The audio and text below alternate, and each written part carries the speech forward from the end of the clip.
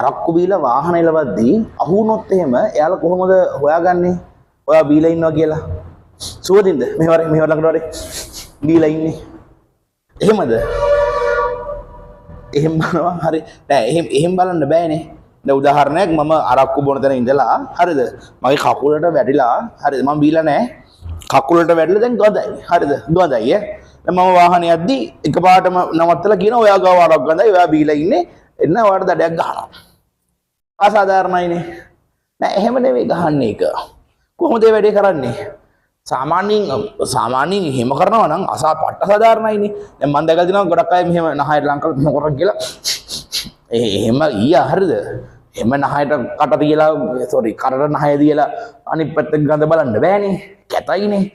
ඕකට කරන වැඩේ තමයි ඔයාලා අහලා තියෙනවාද අර බැලුමක් පූගනවා කියලා. පූගලා තියෙනවද? නෑනේ. මාත් පූගලා නෑ.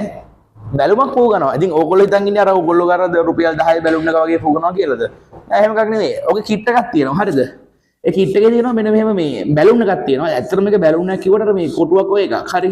මෙතන තියෙනවා කට තියලා පූ ගන්න ඕන තැනක්. ආයෙ තියෙනවා මේකේ මේ වගේ පොඩි බට කෑල්ලක් තියෙනවා. මේ බට කෑල්ලේ හරිද? මෙතන තියෙනවා කහ පාට කෑල්ලක්. හරි. ඔන්න ඔච්චරයි තියෙන්නේ. දැන් ඔයා දැන් යනවා බීලා හරි යනවා. නිකන් හරි යනවා. ඔයාව දැන් සැකයි වගේ මේනෝ ඔයා බීලා ඉන්නේ. ඔයාට මේක පූ ගන්න හම්බ වෙනවා. හරි.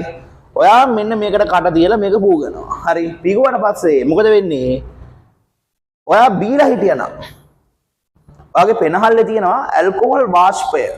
මං වගේ හොඳ මිනිස්සෙක් නම් ඉතින් එහෙම නෑ. හරිද? මොකුත් නෑ. හුලන් තමයි තියෙන්නේ.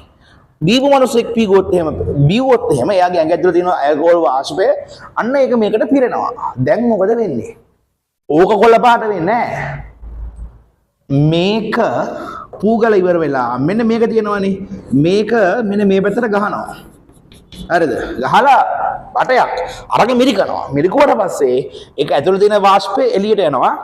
උතන තමයි ප්‍රශ්නේ එන්නේ. මෙතන තියෙනවා කහ පාට කෑල්ලක්. මේ කහ පාට කෑල්ල ඔයා ඇල්කොහොල් බීලා හිටියොත් එහෙම කොළ පාට වෙනවා. එකපාරම වෙන්නේ නැහැ. මොකක් හරි ලොකු සාන්ද්‍රණයක් තියෙන්න ඕනේ. හරිද?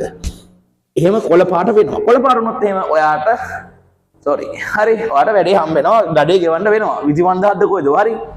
හරි. ඉතින් ඔක කෙමිස්ට්‍රිනේ. හරිද? කෙමිස්ට්‍රි මොකද වර්ණ විපර්යාසයක් වෙන්නේ කෙමිස්ට්‍රි. වදන්නවනේ. හරි. කතා කරොත් කෙමිස්ට්‍රි විතරයි. දැන් මෙතන තියෙන කෙමිස්ට්‍රි එක මොකද්ද? මේ සාමාන්‍යයෙන් ඇල්කොහොල් කියන්නේ මෙන්න මේකනේ C2H5OH. ඔයාලා බොන්නේ මේක. ඔයා වයින් කියලා නෑ ඒක